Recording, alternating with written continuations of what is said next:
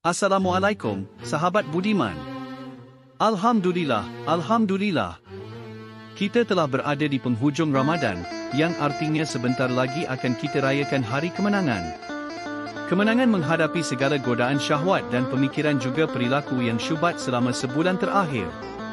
Untuk itu, kita seharusnya sangat bersyukur pada Allah sembari meniatkan dalam hati lalu berdoa dan sungguh-sungguh merealisasikan semua kebaikan yang kita tahu secara ikhlas. Adapun kesalahan yang telah dan akan terjadi, mohon maaf tentulah kita harapkan sebagai introspeksi bagi diri serta evaluasi bagi langkah kita ke depannya. Kemudian, ingin kita sampaikan bahawa konten ini semata-mata cuma untuk edukasi dengan cara mengalih mediakan sebuah ide yang besar dari seorang ulama terpercaya insya-Allah serta harapan kita semoga manfaat yang bisa dipetik semakin meluas. Ketika pakar ditiadakan, informasi benar disangkal dan kedunguan dibanggakan. Banyak yang menyebut saat ini merupakan era matinya akhlak. Sebab orang yang tak tahu atau sekadar tahu mudah sekali membagi-bagikan pendapatnya tersebar secara masif. Dan bersamaan, dalam situasi yang sama, para pakar ditiadakan, informasi yang benar disangkal, dan kedunguan dibanggakan. Dan sayangnya lagi, kaum cendekia, dosen, mahasiswa tak sanggup memverifikasi tapi justru sebagian ikut menyebarkan info-info yang tidak benar. Maka inilah yang kita hadapi.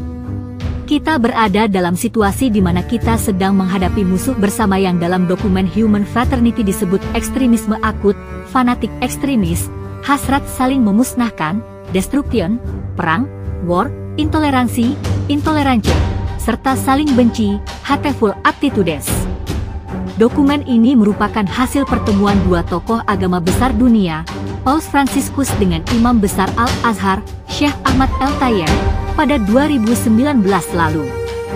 Dan lagi-lagi yang disayangkan, masalah fundamental ini tidak banyak dibahas, namun kita justru membenturkan dua tema penting agama dan kebangsaan dalam bingkai politik pragmatis dan perebutan kekuasaan. Bentuk paling vulgar dari benturan tersebut adalah jualan emosi umat dan politisasi agama. Ini masih terus terjadi tidak makin menyurut. Emosi umat dijual dengan modus agamanya diserang, tokoh agamanya diserang, atau dihadapkan dengan kekalahan umat secara ekonomi dan politik. Hal ini diperparah dengan masifnya informasi yang disebarkan untuk unjuk kekuatan, meskipun informasinya tidak selalu syahih, dan sikap yang terlalu defensif dalam beragama, seperti melarang perdebatan, komentar, atau kritik terhadap agama. Jika disinformasi dan kekakuan beragama ini dibiarkan, lama-lama kita tidak terbiasa bertabayun, mengklarifikasi setiap informasi yang diterima, melainkan justru gemar memberi ancaman dan caci maki. Diperlukan usaha kolektif untuk meredam emosi dengan cara meningkatkan literasi dan memberikan teladan akhlak mulia. Kemudian, daripada emosi umat dipermainkan sehingga kita tidak bisa berpikir masalah-masalah fundamental, sebaiknya emosi ini disalurkan menuju hal-hal yang positif, seperti pemberdayaan sosial dan ekonomi. Selanjutnya, politisasi agama adalah penafsiran teks agama secara serampangan demi kepentingan politik, baik oleh oposisi maupun pemerintah. Karena hal ini, mimbar keagamaan tidak lagi membahas kebenaran, tetapi pembenaran. Sejauh ini, masih banyak cendekiawan yang berlepas tangan terhadap masalah-masalah tersebut. Alasannya bermacam-macam, seperti khawatir dibully, dihack, atau diancam dibunuh. Mungkin kita perlu belajar dari Afghanistan. Ketika kelompok Taliban berkuasa di sana, kaum cendekia cenderung diam. Ada yang takut, ada yang memang mendiamkan karena menyepelekan. Namun, ketika mereka berkuasa, justru kaum cendekia yang mereka target. Ironis bahwa Taliban yang artinya gerakan pelajar justru menjadi gerakan anti keilmuan. Yang jelas, inilah akibat dari tak acuhnya kaum cendekia.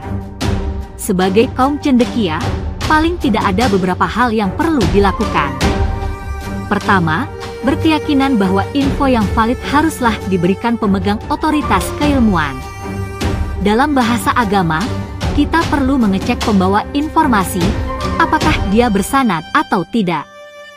Kedua, memverifikasi setiap informasi, termasuk dari pakar. Dibutuhkan sikap skeptis atau ingin tahu akan kebenaran, bukannya membenarkan apa yang diinginkan. Ketiga, berprinsip bahwa sebuah informasi yang diverifikasi haruslah berdasarkan data, bukan personal.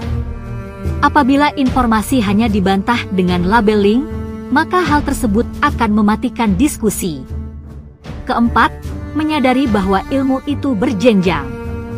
Janganlah tergesa-gesa memperoleh ilmu. Jangan minum kopi saat masih panas. Hendaknya, hirup dulu aromanya, baru diminum pelan-pelan.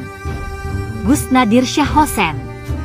Dapatkan terus update info hubul wathon minal iman. Website www.humi.org.id. Telegram https://t.mi channel. Instagram https://s id_humi_id.